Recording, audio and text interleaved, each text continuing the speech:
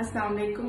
उम्मीद है कि आप खैरियत से होंगे। आज मैं बना रही हूँ गाजर की खीर। आपने इसको लाजमी ट्राई करना है, ये बहुत मज़े की बनेगी।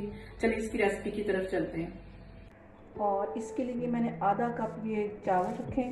इसको मैंने 1 घंटा 1.5 घंटा पहले इसको इस तरह भिगो लिया था और हल्का सा हाथ से इसको क्रश कर लिया था। ये आधा किलो की जितनी गाजरें हैं।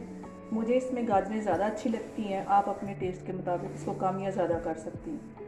और ये आधा किलो जाएगा डब्बे का दूध और 1 किलो जाएगा वो रेगुलर दूध जो हम घर में यूज़ करते हैं। और स्टार्ट में मैं इसमें 3 इलायचियाँ और काजू और बादाम पीस के डालूँगी और एंड में मैं इसके ऊपर काट के बादाम डालूँगी। तो चलिए शुरू करते हैं।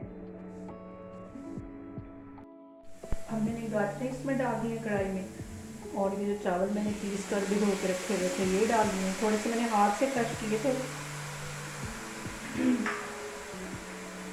उसके बाद ये मैं तकरीबन आधा किलो से थोड़ा सा ज़्यादा ये डिब्बे का दूध डालूंगी और बाकी वो जो रेगुलर दूध हम जो घरों में यूज़ करते हैं, और इसको थोड़ा सा मैं बचा लूँगी। इसको जब तकरीबन ये पक जाएगा उससे 10-15 मिनट पहले थोड़ा सा दूध इसमें और जाएगा।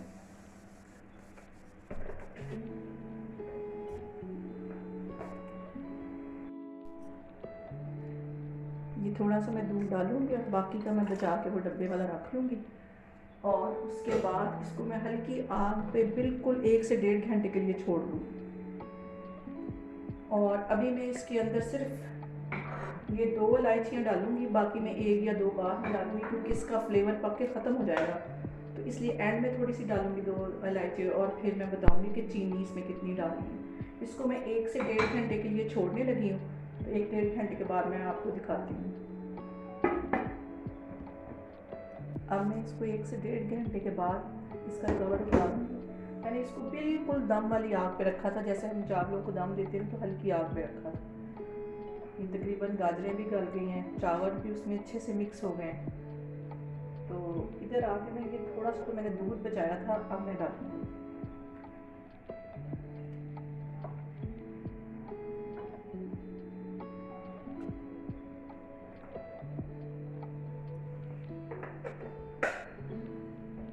और जो मैंने काजू और बादाम डाले थे पीस के रखे हुए थे वो भी इसके अंदर डाल दूँगी। बाकी कटे हुए मैं ऊपर से इसको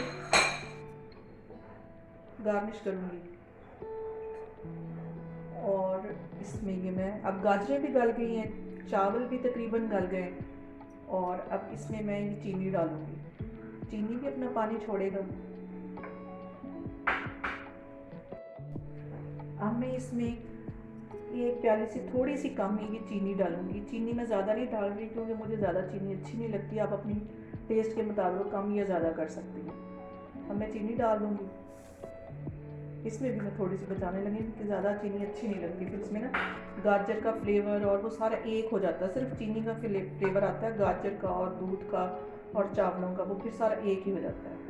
अब इसको मैं फिर 10 से 15 मिनट के लिए अच्छे से ना ऐसे ढाँक के रख दूँगी और 15 मिनट बाद मैं आपको दिखाती हूँ।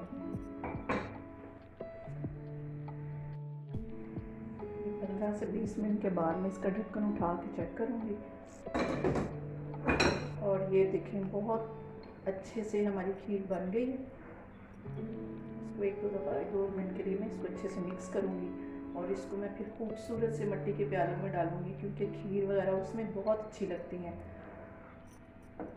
अभी मैं आपको डिश आउट करके दिखाऊँगी, और इसको मैं ज़्यादा गाढ़ा नहीं करूँगी क्योंकि ये ठंडी होने के बाद गाढ़ी हो जाएगी, तो वो ज़्यादा गाढ़ी जो खीर होती है वो वाला टेस्ट नहीं आता जो मतलब कि हमें खीर का चाहिए होता है। अब इसको डिश आउट करके आपको दिखाती हूँ। 15-20 मिनट बाद मैं इसको चेक करूँगी, और ये देखें खीर तकरीबन हमारी बन के तैयार हो गई है।